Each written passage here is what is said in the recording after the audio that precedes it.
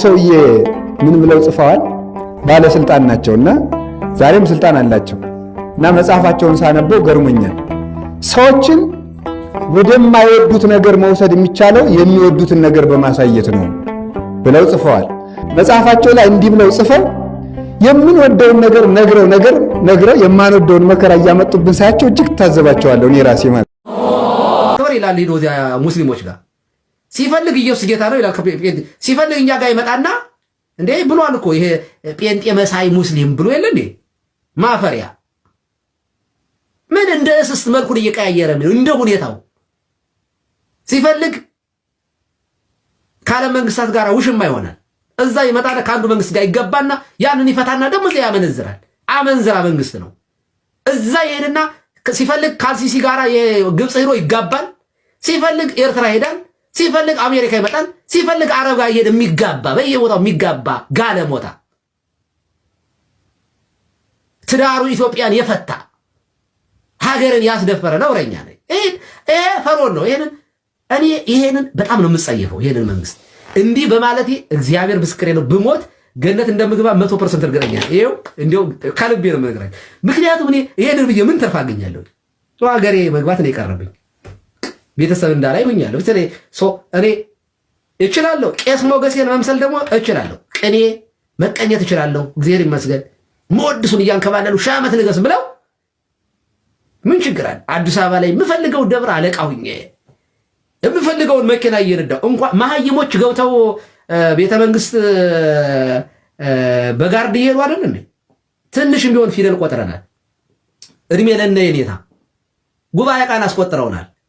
መወድስ እየተቀኘን የነሱ አማርኛ ግጥም አያተውት በደንብ እያደረግን መጽሐፍ እየጻፍን ምናምን እያሞጋገሰን ሺህ ዓመት ንገስ ብንል ደግሞ ቀርቤው ነበር። ታውቃላችሁ ሎስ አንጀለስ ሲመጣ አብሬ ወራት የበላው ሰው ነኝ። አብይ አህመድ ጤነኛ መስሎኝ ማለት ነው። ግን ከአንድ ዓመት በኋላ አብሬው መራመድ አልቻልኩም። ገዳይ ነዋ። ጥሩ ሰው መስሎኝ እኔ ልብ አድርጉ ጴንጤ ስለሆነ ምናምን በታምር እኔ እንደኔ ደጋፊው አልነበረም አብይ አህመድን። እኔ ከኦሮሞዎች አባቶች ጋር ተጣልቻለሁ በሱ ምክንያት። አረ እንደው መጨረሻውን ሰዓት ኢትናዶ ለሰብ ዘንበል ትራይ ተፈጻሚቱ እያሉኝ በጣም ምን ሆናችሁ ነው ይሄ ሰውዬ ጥሩ ነው እያልኩኝ ማለት ነው ሳጨበጭብለት። እግዚአብሔር ይቅር ይበለኝ። ይቆጨኛል። ያ ቀን ለሱ የወጣሁበት ቀን ይቆጨኛል። አንድ ግጥም ላንብላችሁ ባይዘው ወይ ግጥም ላንብላችሁና ልጨርስ። ሌላ ሰው ላስገባ። ግጥም ማስገደል ሲጀምር አብይ አህመድን የገጠምኩለትን ግጥም ላንብላችሁ። በነገራችን ላይ ያው ዝነኛ ግጥም ነው እና አይታችሁት ይሆናል ብዬ አስባለሁ። ብዙ ሰው አይቶታል። እንዲህ ይላል።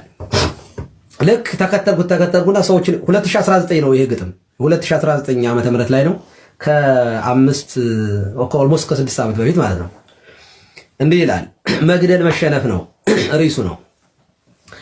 መግደል መሸነፍ ነው ብለህ አልነበረ? ማሰር መሸነፍ ነው ብለህ አልነበረ? አርሎ ሽንፈት ነው ብለህ አልነበረ? ምን ነው ያልከው ሳይሆን ብሂል ሆኖ ቀረ። ያው መግደል መሸነፍ ነው ብሎን አልነበረ ሰውየው። ጻድቁ ከኃጥ አብሮ ተደመረ፣ ደጉ ከሴረኛው አብሮ ተደመረ። ፍትህን በማጓደል ሁሉም ተባበረ። ቃልህ ስጋ ሳይሆን መንፈስ ሆኖ ቀረ። ጽድቅ ከአመጽ ጋር ምን መደመር አለው? ብርሃን ከጨለማ ምንስ ህብረት አለው? ክርስቶስ ከቤልሆር ምን መስማማት አለው? አማኝ ከማያምን ምንስ ክፍል አለው? ነገሩ የቀረው ሁሉም ሲደመር ነው። እባክህ ልምከርህ በቀኝ ተቀመጥ። ምንም መንግስት ብትሆን ከሾመህ አትበልጥ። ንግግር በተግባር እውነት የሚሆነው ከእውነተኛው ንጉሥ መማር ሲቀድም ነው።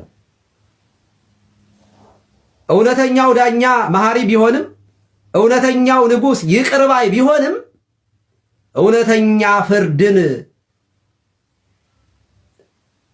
እውነተኛው ዳኛ መሐሪ ቢሆንም እውነተኛው ንጉሥ ይቅር ባይ ቢሆንም ንስሐ ያልገባን ፈጽሞ አይምርም። ኃጥኡን ከጻድቅ ጋር አብሮ አይደምርም።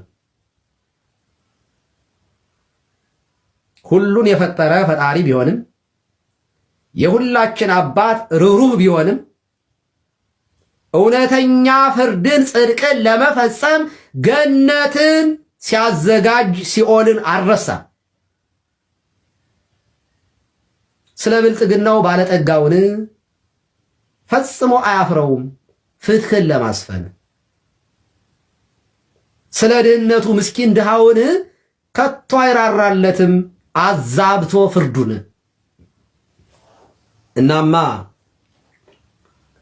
እናማ ወዳጅ አንተ ታናሽ መንጋ እባክህ አድምጠኝ፣ ቁጭ በል እናውጋ። ለመሆን ከፈለክ እውነተኛ መሪ ህዝብ መሪነትን ተማር ከፈጣሪ። እባክህ ልምከርህ ቁጭ በል ከኔ ጋራ። መልካሙን እያሰርክ ክፉን አትፍራ። ፍትክን ሳታዛባ ለማንም ሳትራራ ገልጠህ እስኪያሳየኝ ቃልህን በስራ። ባለቤት እንዳለው ህዝብህን አትርሳ። ነገ ተጠያቂ መሆንክን አትርሳ። አርሎ ይቅርብህ አትበል ለመገርሳ። ሁሉን የኔ ለሚል ለወገን አትሳሳ። ላለው ይጨመራል የሚለውን እርሳ። ምንም ለሌለውም ሚዛንህን አንሳ ነው የሚለው እና መግደል መሸነፍ ነው አለን። ገዳይ ሆኖ ግን ተሸናፊ ሆኖ አየነው። ስንሞት ኢትዮጵያ ስንኖር ኢትዮጵያዊ ያለን ደማችንን ካፈር ጋር እየደባለቀ በደማችን ላይ ቤተ መንግስት መስራት ጀመረ። ስለዚህ ለዚህ መንግስት ኢትዮጵያ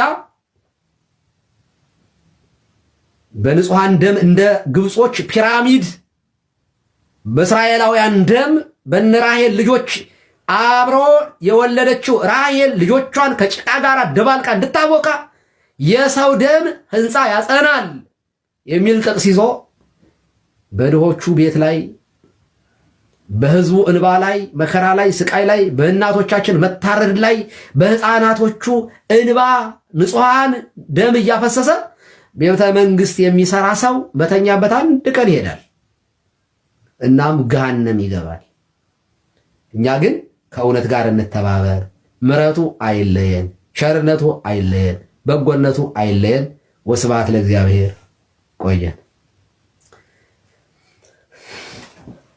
ጥያቄ ያለው ሰው መግባት ይችላል።